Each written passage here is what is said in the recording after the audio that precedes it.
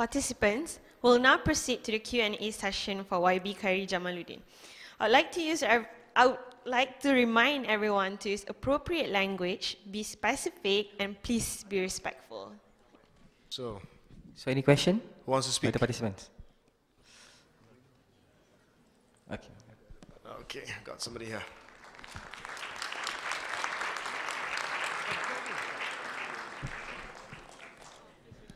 Testing.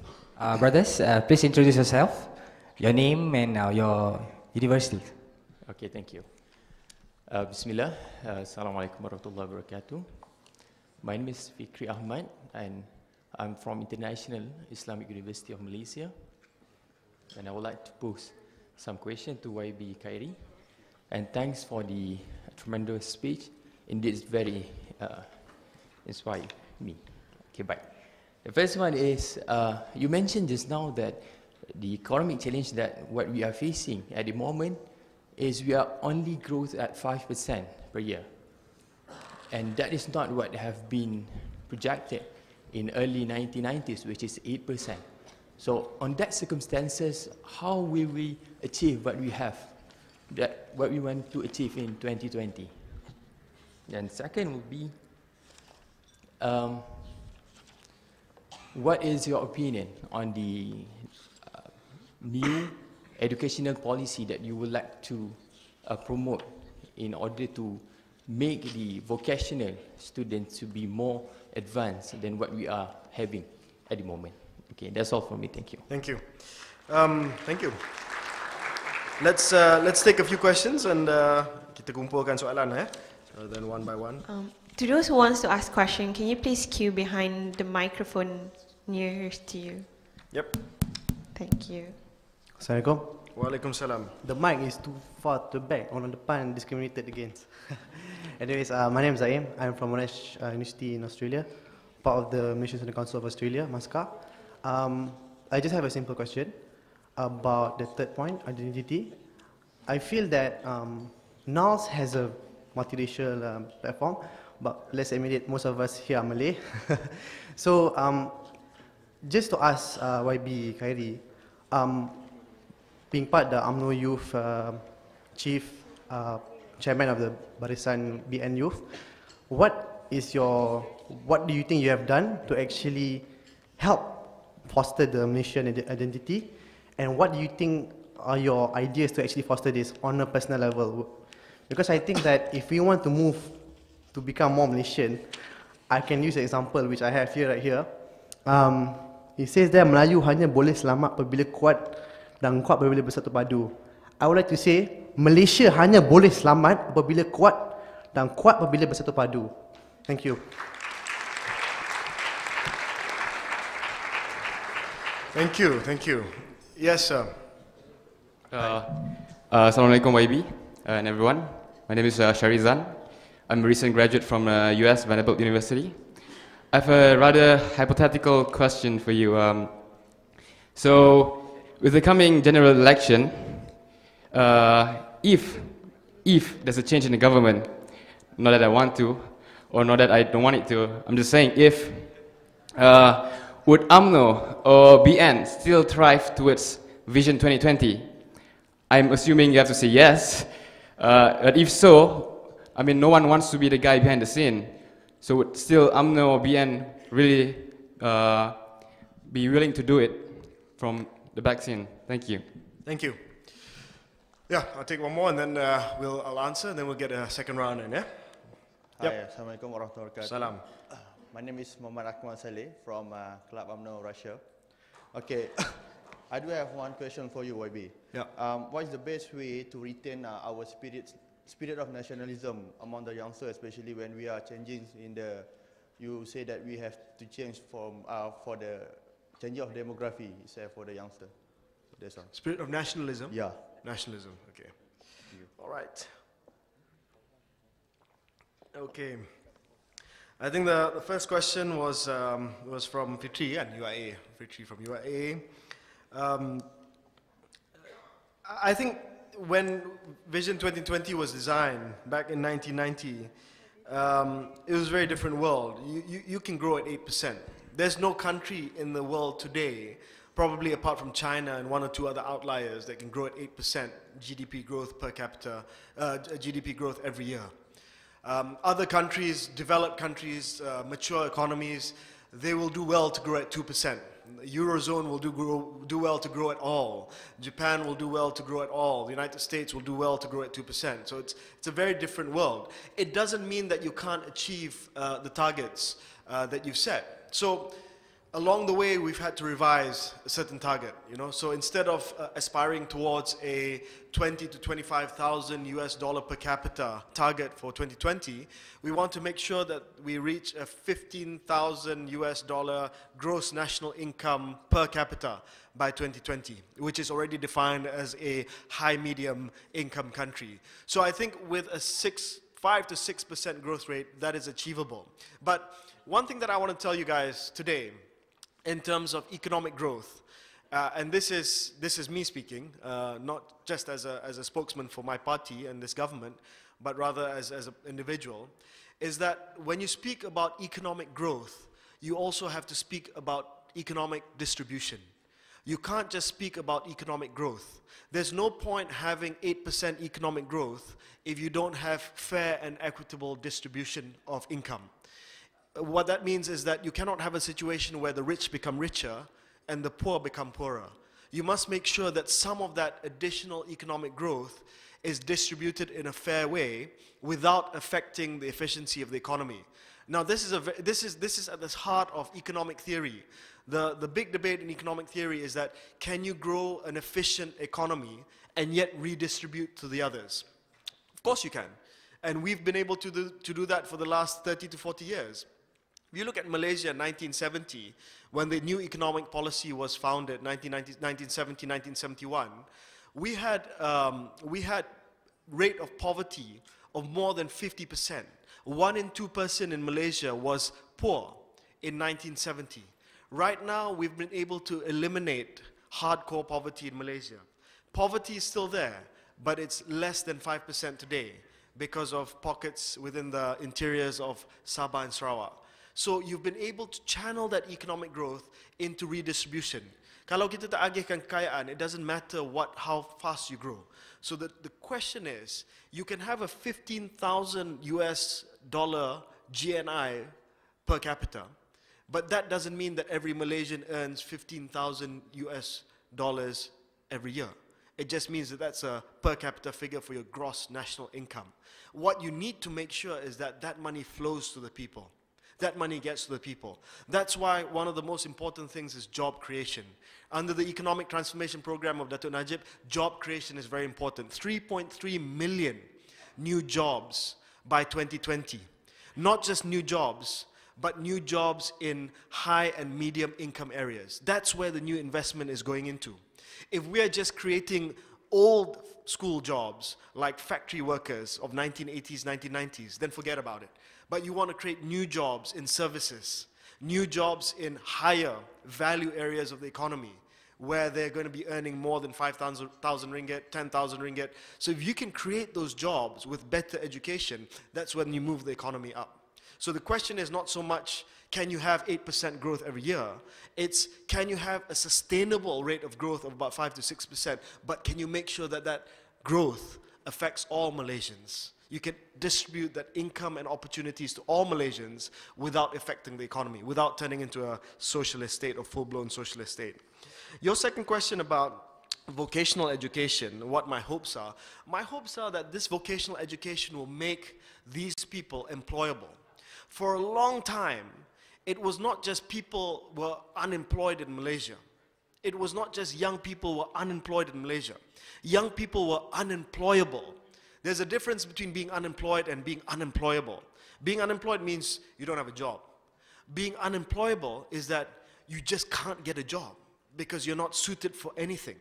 So you have to make sure that people are employable. Because I've run many job fairs. One of the things that I've done as BN Youth Chairman is to run the biggest job fair in Malaysia for the last 3 years. And one thing that I've noticed is that there are enough jobs for people out there. It's just that many of our graduates are unemployable. Dia memang tak boleh dapat kerja. They're just not suitable for anything. So you have to change that. You have to make our youths employable. One is, of course, matching with industry, but the other thing is to give them better qualifications. So if a kid just does not like books, he just doesn't like writing essays, but he's very good at putting things together. He's very good at fixing his bike so that his Honda Cup can go at 150 kilometers an hour, then you know that that's where his skill is. I mean, Malaysian rumpets are the best guys in terms of modifying a motorcycle. You know, they can make these two-stroke Honda motorcycles go at like 200 kilometers an hour, kaki atas macam Superman, go for it. I mean, you know, that kind of stuff, you don't look at that as a problem. You don't look at that as a weakness, but you look at it as a strength. He's got some interest and he's got a skill. He's got a skill which I ride bikes, but I can't fix. I can only isi minyak. I can't do much more than that, you know. But because I don't have the interest in looking at the engine, I just have the interest in looking cool. But you know, no, just kidding. You know, so you have to look at what people are good at. And I went to, you know, last week, I did my kawasan Rembau. There's two sekolah, dulu sekolah vocational. Sekarang ni dipanggil college vocational, the upgraded college. So I went to the two colleges. One college vocational specializes in agriculture, and the other college vocational specializes in fashion and also culinary sciences and also soleka and all that kind of stuff lah. So I went there, and you know the fashion school. That one is a lot of girls there. Obviously, they're there for certain thing. A lot of people want to be master chef now, so they go there as well. But I went to the young college vocational pertanian, where they learn horticulture, they learn how to look after chickens. I mean, they specialize in all this kind of stuff. And the pensyarah told me, they said, dulu nak pergi sekolah pun susah, but now they have a certain sense of pride to come to school because they're actually doing well. They're doing well. They're not forced to learn things that they don't want to learn. They still have to go through core subjects, pelajaran teras, science, mathematics, English, agama, and all that's still there. But they do something that they're proud about. So that sense of ownership, sense of pride in doing what they do. So the point is, give them skills. And those who go through vocational studies are actually employable. I do a lot of work with this government agency called Giat Mara. Giat Mara ni budak-budak yang memang they don't finish SPM, they have nothing, no qualifications, they can go to Giat Mara. Spend 6 months there, spend a year there, get a certificate, employable. They work at bengkel, whatever, and if they're entrepreneurial, they can start their own bengkel. They're more employable than some university graduates who go through some of the faculties. Some of the faculties, no private sector experience, can't speak English, no experience, can't get a job. Those who go through vocational study can get jobs. So you have to look at it differently. But the main thing is perception. Don't look at people and say, dia budak vocational, mesti tak, you know, he's not smart. It's not like that. So you have to change that perception so that they will also feel better about what they do. Next question, Zaim from Australia, I think. I follow you on Twitter. What have I done for Malaysian identity? I think when you talk about UMNO, the most traditionally, the most right-wing element in UMNO is Pemuda UMNO. The most racial has been Pemuda UMNO. You know, previously that's the tradition. Pemuda UMNO daripada zaman Datuk Harun, you know, soal Melayu, bangsa Melayu, hidup Melayu, mestilah Pemuda UMNO. I came in to change that. And I think, I don't know if I've succeeded, that's not for me to gauge, or that's not for me to say. But I've changed that, because to me, Pemuda UMNO is not just about being ultra-Malay. Pemuda UMNO is about being ultra-something. And being ultra-something today is not being ultra-Malay. Kalau you nak jadi ultra-Melayu, kalau peranan Pemuda UMNO today is the same as Datuk Harun 1960s, to become champion of just bangsa, then I think we are outdated. Pemuda UMNO has to be at the front. I always say Pemuda UMNO mesti ada di hadapan kelok perubahan. You must be in front of change. So what is the change today? The change today is a consciousness for all Malaysians. Is this Malaysian first consciousness? Is this consciousness where the nation above all community. And that's what I've tried. And some people say to me, you know, this is not traditional. Pemuda UMNO, you have to be more like Pemuda UMNO. You're going to check out just about this. I say, look, if you want that, then you go into time machine. If you want Pemuda UMNO, where it just fights for Malay cause, then you go find that cat, that cartoon cat, Doraemon, you masuk pocket dia, lepas you take a time machine back to 1960s, that's your Pemuda UMNO. But now it's different. Now it's about fighting for all Malaysians. It doesn't mean that the Malay cause is gone, but it means that you put the Malay cause within a Malaysian context. The Malay cause must not be isolated from the Malaysian context. It cannot be us and them. We cannot say Perjuangan Melayu at the expense of the Malaysian cause. We have to say Perjuangan Melayu together with a national aspiration. That's why I've tried to make it different. Pemuda UMNO is not solely about race rhetoric today under my leadership. We look at things that matter to young people. Job fairs. We recently launched this thing 2 days ago with PM, bantuan lesen for people yang tak ada lesen motosikal.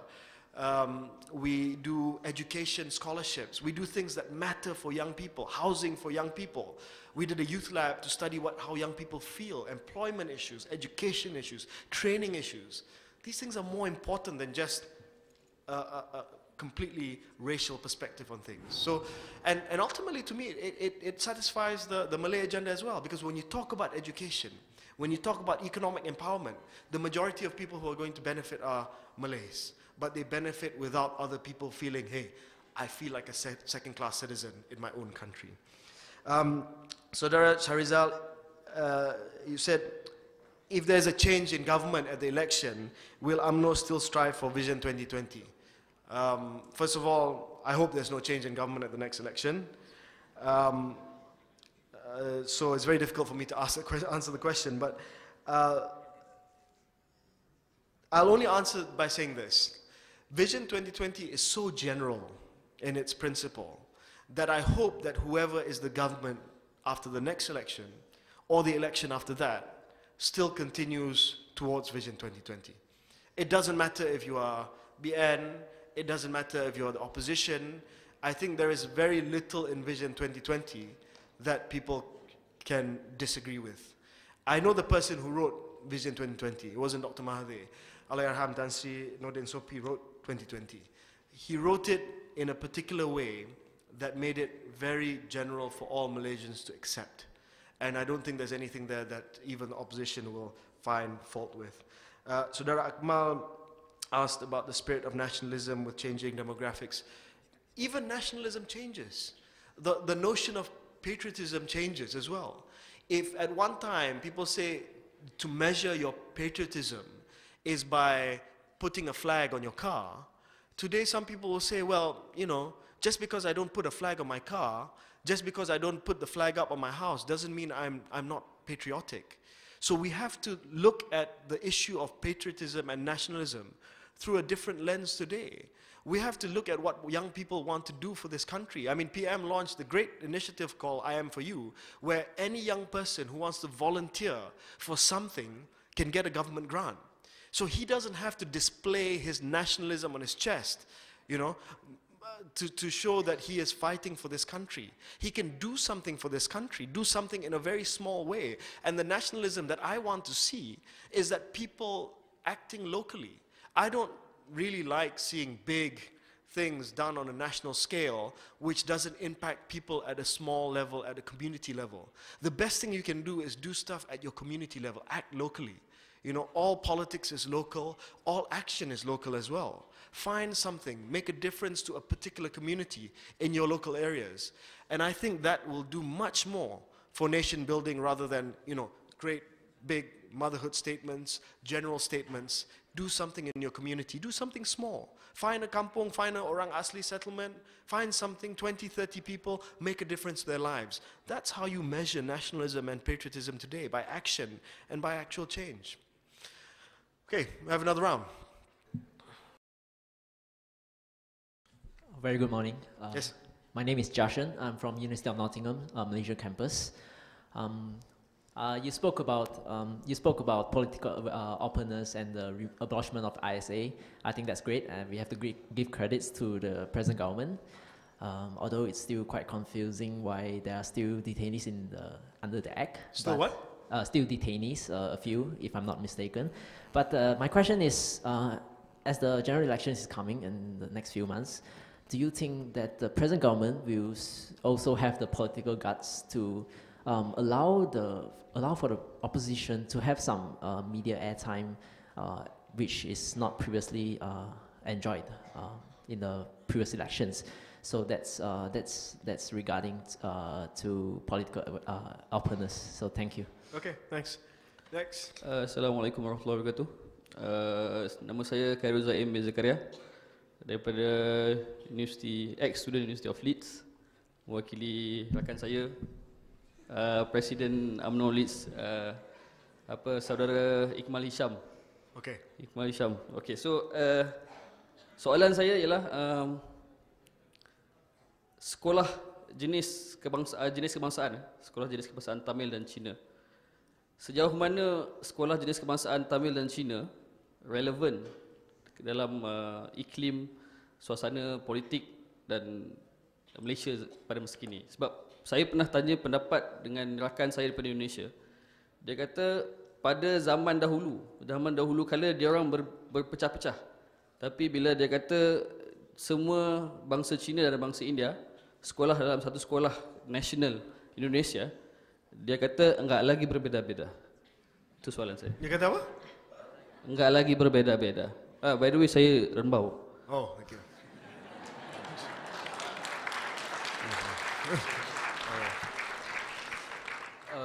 Good morning. Assalamualaikum. I'm Safwan from the University of Nottingham, Malaysia campus. I'm kind of interested with the education topic that you touched earlier. Previously, you mentioned that one of the best way to improve our economy is to educate our future generation by teaching the teachers. But most of us decided to actually jump into the teaching profession as a last result. And recently, I think we are aware that Teach for Malaysia is penetrating into the market, and they are actively recruiting passionate students all around the world, including the UK, US, and also Malaysia in Malaysia. And I think it's really good effort to actually fight for the education equity and at the same time to actually improve our education. And my question is, what do you think about this effort, and how far do you think it could improve our education system? And the second question is a bit extreme. I'm not sure how extreme it is, but I think it's kind of extreme. Do you think that the next government should take some extreme steps like demolishing all the vernacular school and having one school for everyone, and like giving the same chances to every races to apply for scholarships overseas without having a specific percentage for Malays, Indian, and Chinese? And do you think this could actually solve the problem, the identity problem that is happening now in Malaysia? Okay, thank you. Next. Assalamualaikum YB. Yep. Saya Afiq daripada University of Canterbury, Christchurch, New Zealand. You mentioned about privatization helping the government in stimulating the economy and also the importance of economic distribution. But some multinational corporations, MNCs, are known to have tremendous power in widening income gap and reaping profits. My question is, how do we balance out sort of the free market system like the USA and state control like Cuba in closing the income gap and enriching the income per capita in general in a Malaysian perspective? Thank you. Good question. University of Adelaide. My question might strike you as a sensitive question because it's about religion. Okay. Since you have been comparing Western countries, I think it's obvious that if we look at Western countries, there is a separation of religion from politics. Yep. Obama didn't win the election because he went to church more than, what's his name, Romney. Okay. Romney didn't lose the election because he didn't go to church or he was a Mormon. Okay. But yet in Malaysia, we have politicians who try to win votes by trying to portray themselves as better religiously. We have politicians saying that you shouldn't vote for this party because this party tak tutup aurat, this party is not good, are not good Muslims. So my question to you is, can you see a future for Malaysia where politicians no longer have to rely on religion to win votes? Okay, all right, next question. Last two questions, yeah? Last two questions. Guy in red first. Assalamualaikum warahmatullahi wabarakatuh. My name is Muhammad Luqman Sufyan bin Muhammad Junaidi. I'm not studying in university. I'm 18. Eating? And I'm quite nervous, so I will... Oh, 18, I thought you said eating. Alright, it's okay. 18. So what are you eating? Okay, 18, sorry. And I think I would ask this question in Malay. Okay, go ahead. Berkenaan dasar PPSMI, okay. Sebab sebentar tadi YB bercakap tentang membina masyarakat yang inovatif. Okay. So, sewaktu Tun Dr. Mahathir melancarkan dasar PPSMI ini, tujuannya adalah kerana bahasa Inggeris ini adalah bahasa sains dan matematik. You can translate the science phrase from English to Malay to Chinese, but it will be progresnya akan menjadi lambat. Yep. Jadi adakah tindakan kerajaan yang memansuhkan dasar PPSMI dan menggantikannya dengan memperkasa bahasa Melayu dan memartabat bahasa Inggeris ini akan menjadi jawapan kepada membina masyarakat yang inovatif, dan juga dasar ini sebenarnya berkait dengan identiti yang YB sebutkan. Got it. Thank you. And last question. Assalamualaikum. My name is Nur Mastura Said. I'm from Macquarie University, Sydney. Thank you for having me to ask you. You mentioned about the examination-oriented system in Malaysia, and few ways have been implemented. That's good. And my question is, how do you think ways to make students realize that they don't have to follow the norm, like the good students study medic and all, Indians tend to go to law, and then wow. Talk about stereotyping. Indians go to law. Okay, sorry. In general. Yeah. And Chinese, like most of them go to the business. Okay, relax. Okay. I'm not racist. I don't know. So how do you think, like, to make they realize that they have to follow their real interest instead of just follow the norm? Okay. Thank you. Thank you. Okay, 10 minutes. First question from, I think it's Joshua, maybe Joshua, I couldn't really hear the name. Whether or not we're going to open up more so that opposition have media airtime. Yes, the short answer is yes. We have decided that the opposition should have access to mainstream media during the general elections, so that people can weigh evenly. And I think this is better for BN. By the way, let me just clarify that by saying this is good for BN. Some people say, why do you want to show the opposition on the mainstream media? I said, I think it's worse if you don't show them. If you don't show them in mainstream media, then people will say you're so scared and the system is so unfair that you don't even want to show them. So to me, we shouldn't be scared. I mean, if I believe, and I do believe, that our policies are better, then by all means, show the opposition and get them to comment on whatever they want to comment on. Even countries like, I say even, but even countries like Singapore allow for opposition to speak on their mainstream media during the general election. So I don't see any problem with that. But having said that, all media, all publications have their own natural editorial bias. Just as Utusan Malaysia has its editorial bias, so does the Malaysian Insider or Malaysia Kini.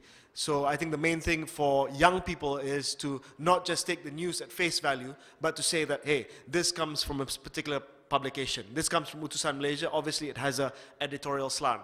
This comes from Malaysia Kini, obviously it has its editorial slant. There is no media in the world that is independent in terms of its editorial bias. Everybody has an editorial bias. If you go to the UK, United Kingdom, in England, the press is free, but it doesn't mean the newspapers have no opinion. The Telegraph is right-wing, the Guardian is left-wing on the other side. Everyone has their view and has their editorial bias. Saudara Khairul and also Saudara Safwan asked the same question, similar question. Apakah sekolah jenis kebangsaan ini relevan ataupun tidak? Jawapan saya not very straightforward. Not very straightforward. Sebab soal sekolah jenis kebangsaan ni adalah satu soalan yang amat-amat sukar sekali untuk dijawab. Kalau kita bagi jawapan bahawa sekolah jenis kebangsaan ini tidak relevan, maka penyokong sekolah jenis kebangsaan akan kata ada jaminan dalam perlembagaan kita yang tertulis di situ bahawa pendidikan bahasa ibunda adalah perkara yang terjamin. Walaupun tidak secara eksplisit, tetapi secara indirectly ada dalam termaktub dalam perlembagaan kita. Jadi perkara ini adalah a contract that we took place before kemerdekaan, di mana when we had merdeka, we allowed for all these new citizens to come in. They said there was a certain agreement, unwritten agreement, where Malays will retain their rights, their special status, agama Islam, Raja-Raja Melayu, kedudukan orang Melayu, bahasa Melayu, in return for citizenship and the protection of the culture of Chinese and Indians. And for Chinese and Indian people, as some of you know, there are two things that are very important to them. One is education, and the other thing is culture/religion. Very important for them. Their schools and their temples are very important to them. So, when you ask me, can we get rid of it? The short answer is no. You can't get rid of it. Should we get rid of it? That's a different question. But when you talk about satu sekolah untuk semua, tadi soalan saudara Safwan, satu sekolah untuk semua, which basically means that you don't have vernacular schools. There's another side to this argument. Now, when I say this, I want you to all listen to this with an open mind, yeah? With an open mind. Because I've said this before, and then tiba-tiba ada bantahan daripada pelajar-pelajar from a particular university. But let me just, hear me out. If you want one school for everybody, that means one system for everybody also. It does not just mean that sekolah jenis kebangsaan Cina, sekolah jenis kebangsaan Tamil closes. It also means MRSM, it also means University, Technology Mara, cannot just have exclusive or near exclusive policy of allowing Bumiputra students in. That's what it means. So it doesn't just mean Chinese and Indian communities giving up their vernacular schools. It also means certain institutions that are crafted and established just for Bumiputras also have to open their doors. When I said this before, I had this bantahan daripada pelajar-pelajar UiTM, dia kata, I tak faham penubuhan UiTM macam mana. You know, I mean, students telling me this. But this is it. If you want a new social contract, you have to have a new social contract. You have to give and take. You cannot just take without giving. So, saya telah cadangkan, kalau sekiranya kita nak satu sekolah, there must be an agreement from all communities. There must be agreement for all communities, and you must give something as well. You cannot just take. Kalau you just ambil and you don't give something back, then there's going to be a problem. That also means maybe one of the things in return is to make sure that all scholarships, government scholarships, JPA scholarships, there's no preferential treatment for Bumiputra students anymore. Are you ready for that? So, to me, of course, the ideal is that we are in one school. That is the ideal situation. But to get to that ideal situation, you have to break down all these different things. So it's not so simple. So, sama ada dia relevant ataupun tidak, there are some people who say it's relevant, there are some people who say it's not relevant. I'm not in a place today to say whether it's relevant or not. I'm just saying that there are certain considerations if you want one school. So Dara Safwan also asked about teaching the teachers, Teach for Malaysia. I think Teach for Malaysia is, please shut up and stop talking, okay. Yeah, 2 minutes. I think Teach for Malaysia is a great program, but whether or not it makes a difference on a large scale remains to be seen. You take 20 fellows every year, these guys go in for a few years and become teachers, but whether or not that changes the entire teaching profession is something else. Teach for Malaysia is a great program because you get the best and brightest going to teach, but many of them leave after that. And 20 teachers is a drop in the ocean. It's not covering everything and everyone. So it's not enough. You have to teach the real teachers, those who are making a profession of teaching properly. You have to make sure that the best graduates become teachers. Pay them more. If I was to have one policy, pay the teachers more. Give them better perks, better salaries. What the government's doing now is great, but do more of that. So Rafiq, how do you balance out free market system? Yes, it's very important that you have government intervention. You must make sure that when things are privatized, that the private sector doesn't get too much profits, that the government protects its interests. When the MNCs come in, foreign companies come in, you have to make sure that there's some technology transfer, that they just don't set up a factory here, employ Malaysians, Malaysians become operators on the factory floor, but there's no transfer of technology, there's no skill transfer, there's nothing. So you must make sure that the companies that you bring in now have some form of technology transfer, teach our Malaysians skills that they can bring with them. Otherwise, they're just coming here, building a factory with no imprint whatsoever on the future of our country. So Rezakwan, will there be a time when politicians, Malaysian politicians, do not use religion to win votes? I don't think so. Will there ever be a time where politicians all around the world do not use religion or morality to win votes? I don't think so. When you said that Obama and Romney didn't measure their church attendance as a way to get votes, that may be true, but there were ways, there were demonstrations of faith that both candidates demonstrated during the election campaign, which spoke to that. They spoke about family values, they went to church, they showed up in church, they were with community leaders, they presented themselves as family men. That's the same spectrum as using religion. I don't like using religion, I don't like using morality, because I don't think that's a way of winning votes, but some people will.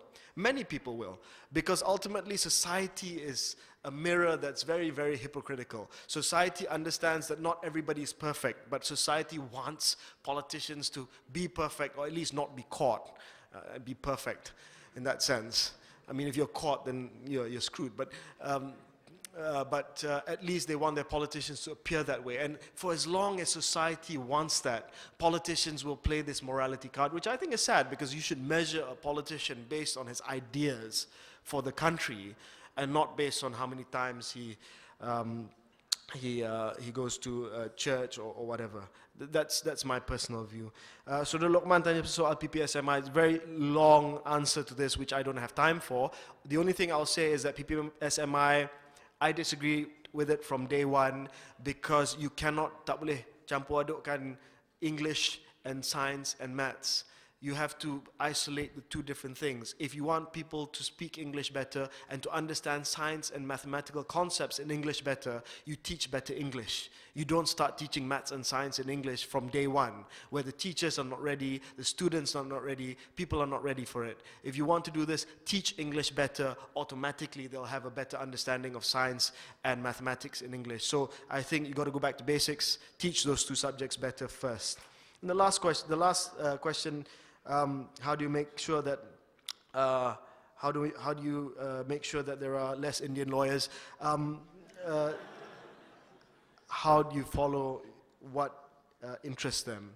I think that's an intervention that has to happen at school. It's an intervention that has to happen with families. You have to identify a child's talent better at school. You cannot just say, there are only 4 professions open to you if you want to be a good son to me, which is medicine, engineering, law, and I don't know, something else, politician.